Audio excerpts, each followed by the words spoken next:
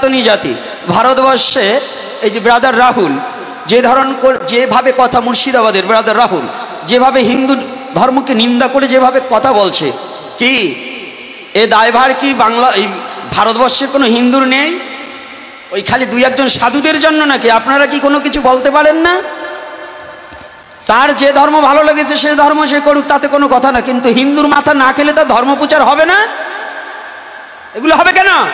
এগুলো প্রতিবাদ কই? এগুলো প্রতিবাদ করতে হবে, এগুলো প্রতিবাদ শিখতে হবে। আর কতকাল থাকবে? ভারতবর্ষে সনাতনী ইতিহাসকে পর্যন্ত মুছে দেওয়ার চেষ্টা করেছিল অরঙ্গবাজ। বৃন্দাবনের গোবিন্দ মন্দিরটাকে পর্যন্ত ভেঙে দিয়েছিল। সেই ইতিহাসগুলোকে সনাতনী ছেলে মেয়েকে জানাতে হবে, বুঝাতে হবে, দেখাতে হবে না। মহাপ্রভু তো শীতের দিনে একটা তসুকেও ঘুমায়নি। আর আমি বৈষ্ণব সেজেছি, আমি যদি বাড়িতে গিয়ে বলি একজনের বাড়িতে এসি ছাড়া আমাকে নিতে পারবে না, তাহলে কি আমি বৈষ্ণব?